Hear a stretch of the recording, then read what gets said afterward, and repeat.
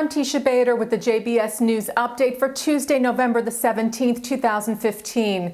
The Israeli government has declared the northern branch of the Islamic movement an illegal organization, meaning that anyone belonging to the group or who provides the group with services or who operates under it will have violated the law in Israel and could go to prison.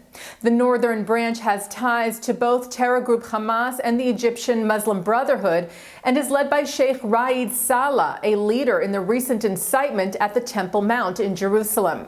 Israeli Prime Minister Benjamin Netanyahu said later today that we have nothing against Islam, we have nothing against the Muslim citizens of Israel, who enjoy full equal rights and the vast majority of whom are law-abiding citizens. But Netanyahu said we will continue to act against insiders and those who encourage terrorism. Israel strongly criticized Sweden for comments made yesterday by its foreign minister, suggesting a connection between the deadly terror attacks in Paris and the Israeli-Palestinian conflict. Swedish ambassador to Israel Carl Magnus Nesser was summoned regarding remarks made by the country's foreign minister Margot Wallström, who, when asked how concerned she is about the radicalization of young people in Sweden fighting for ISIS, she reportedly answered that yes, she was worried, and that here once again we are brought back to situations like the one in the Middle East, where not least the Palestinians see that there isn't a future. We must either accept a desperate situation or resort to violence. Director General of Israel's Foreign Ministry Dori Gold rejected what Israel called shockingly hostile remarks. A statement from the Foreign Ministry said that any connection between Islamic State terror and the Palestinian issue is baseless, and that Wallström's comments may be, quote, interpreted as a justification of Palestinian terror. The Swedish embassy in Israel denied that any such link was made and that they condemn all acts of terror. B'nai B'rith International said that while Sweden denies any connection was made, the foreign minister, quote, clearly invoked the Palestinian situation in attempting to explain the attacks in Paris. The organization said such facile and wrong-headed explanations only impede the peace process by excusing violence and failing to acknowledge the deep ideological commitment of radical extremists to defeating the world's democratic nations.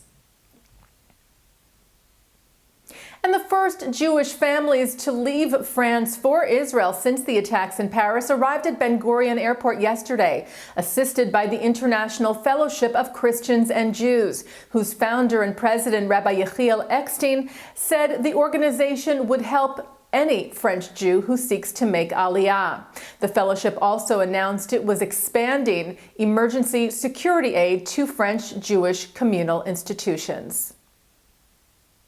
Students from across the United States are taking part in the Anti-Defamation League's 18th annual Grossfeld Family National Youth Leadership Mission this week.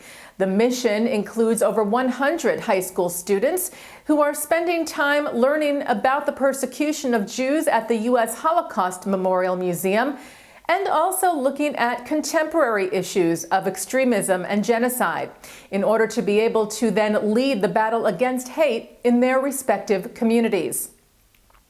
ADL CEO Jonathan Greenblatt said it was imperative to equip young people with not only the understanding but the ability to directly respond to the issues of bigotry and racism.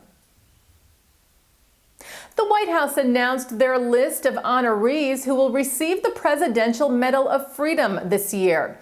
Among the 17 names, 4 Jewish recipients: director Steven Spielberg, actress, singer, director Barbra Streisand, Broadway composer Stephen Sondheim, and renowned violinist Yitzhak Perlman. The honor is the highest civilian award given by the U.S., presented to those who, quote, have made especially meritorious contributions to the security or national interests of the United States, to world peace, or to cultural or other significant public or private endeavors. And looking now at our programming for tonight on JBS for Tuesday, November the 16th, at 8 o'clock, JBS presents a ceremony commemorating the centennial of the Armenian genocide, hosted by Robert Morgenthau and featuring Armenian Archbishop Kaja Barsamian and the president of the Carnegie Corporation, Armenian American Varchan Gregorian. That's from the Museum of Jewish Heritage, a living memorial to the Holocaust.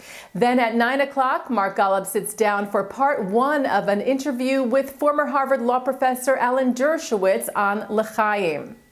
And coming up right after this newscast tonight at 6:30, Director of ISGAP, Dr. Charles Small, joins Mark Golub to discuss the terror in Paris on Tonight's in the News. And that's the JBS News Update for Tuesday, November the 17th, 2015. I'm Teisha Bader.